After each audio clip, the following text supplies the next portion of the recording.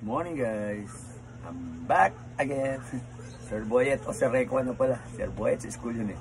Sir Requa yung artist. Okay, so ito yung ginagawa natin after retirement. So daming ginagawa. Daming pa komisyon, no? So busy sa school dati, ngayon busy sa painting.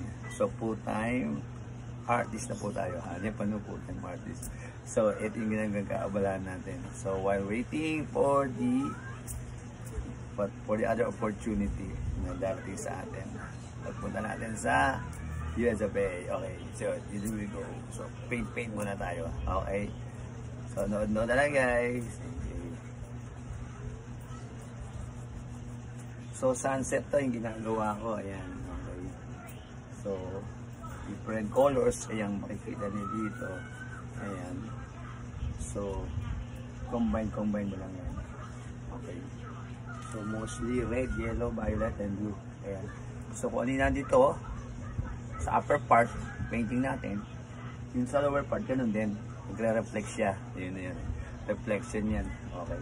So, ito yung pinaka-ano natin, yung image nung sa sun, sa setting. Tapos, pag-reflect siya dito. Okay.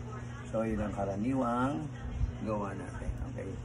So, kung nag-apply ka, siyempre, acrylic to. So, you need water. Ayan, water ang ginagamit pag gagawa niya. And then, ang forma ng brush is, ayan. Okay, left, right lang siya. Okay. So, ayan yan. So, pwede mo dahan-dahan. Ayan, habang umaano ka, lumalayo. Dahan-dahan yan, paggawa mo. Kung ano yung nakikita mo doon na painting, ito blue yan, nandito sa taas eh. So para mag light blue, yung mga konting white, ayan, para yung image niya doon lumabas dito. Okay. Ayan. So yan ang karaniwan ginagawa ng mga atin po for the full time na hindi na po teacher sa Requa. So, full artist na siya. Okay. So, ayun tayo.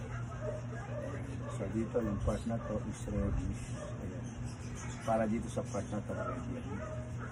Meron siyang base color. Okay. Ayan, nilagyan ko. And then, pagkatapos na, saka mo lagyan yung pinaka-color na dapat sa iba. Red and yellow. Ayan, para dito. Ayan. Para makapal siya. Okay. So, that is for today guys. Okay, see you later guys.